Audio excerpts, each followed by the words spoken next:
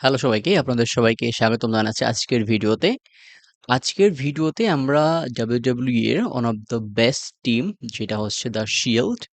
এখানে যে মেম্বারগুলো ছিল Roman Reigns, Dean Ambrose, Seth Rollins এরা বর্তমানে সবাই ওয়ার্ল্ড ফেমাস রেসলার। সবাইকে আমরা মূলত খুব ভালোভাবে চিনি এবং সিঙ্গেল ক্যারিয়ার হিসেবে তারা মোটামুটি সবাই হচ্ছে সাকসেসফুল।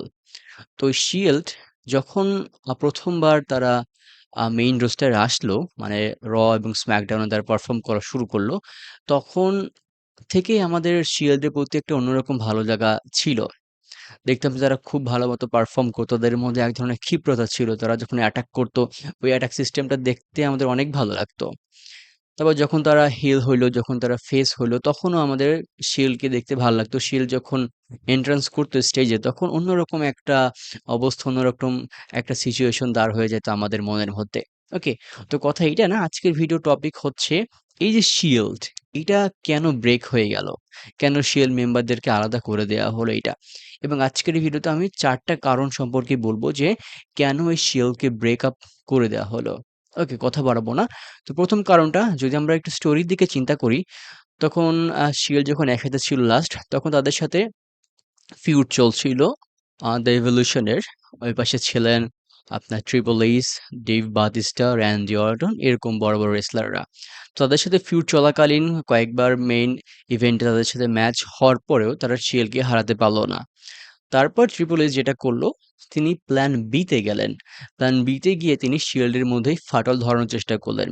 সুতরাং তার প্ল্যান ছিল যে সরাসরি শিল্ডকে আঘাত হেনে তাদেরকে পরাজিত করা, কিন্তু এটা যখন পারলো না, তখন শিল্ডের মধ্যেই তারা ফাটল ধরানোর চেষ্টা করলো এবং সেক্ষেত্রে তারা সাকসেসফুল হয়ে গেল এবং সেথ রলিন্সকে তারা কনভিন্স করতে সক্ষম হলো যে শিল্ডকে ব্রেক আপ করার জন্য। এবং এইটা হচ্ছে, আমরা স্টোরির দিক দিয়ে যদি চিন্তা করি, তাহলে এইটা হচ্ছে মেইন কারণ বলা চলে। ওকে, অ্যান্ড আরেকটা কারণ হচ্ছে স্টোরি লাইন ডেভেলপ করা।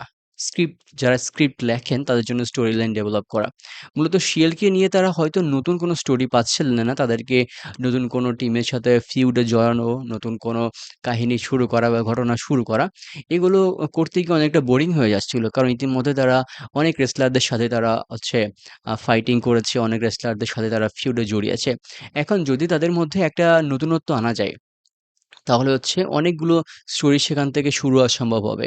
যদি সেথ রলিন্সকে সেখানে হিল হিসেবে দেখানো হয়, তাহলে সেথ রলিন্সের সাথে রোমান অ্যান্ড ডিনের মধ্যে একটা ফিউড দেখানো যাবে। পরবর্তীতে রোমান অ্যান্ড ডিনের মধ্যেও কোনো কিছু হইলে পারে, সেখান থেকেও ধীরে ধীরে স্টোরি বিল্ড আপ করা যাবে। সুতরাং দ্বিতীয় কারণ যেটা হচ্ছে স্টোরি বিল্ড আপ করা এবং স্টোরিটাকে আরো সামনের দিকে এগিয়ে নিয়ে যাওয়ার জন্য মূলত আপনার এই ব্রেকআপটা করানো হয়েছিল।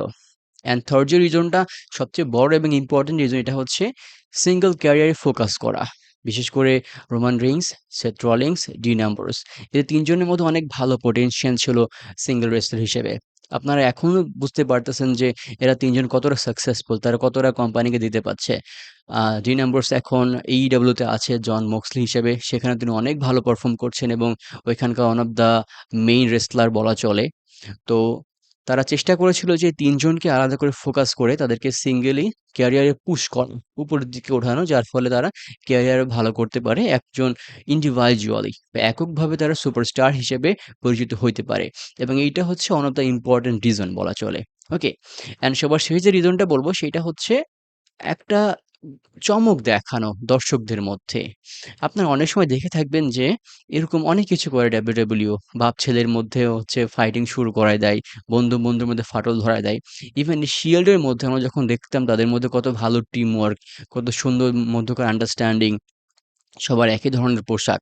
তো এদের মধ্যে যখন একটা ফাটল ধরানো যাবে, একটা ইনসিডেন্ট ঘটানো যাবে, তখন বিষয়টা আসলে দেখার মতো। মানে একদম সাড়া পড়ে যাবে।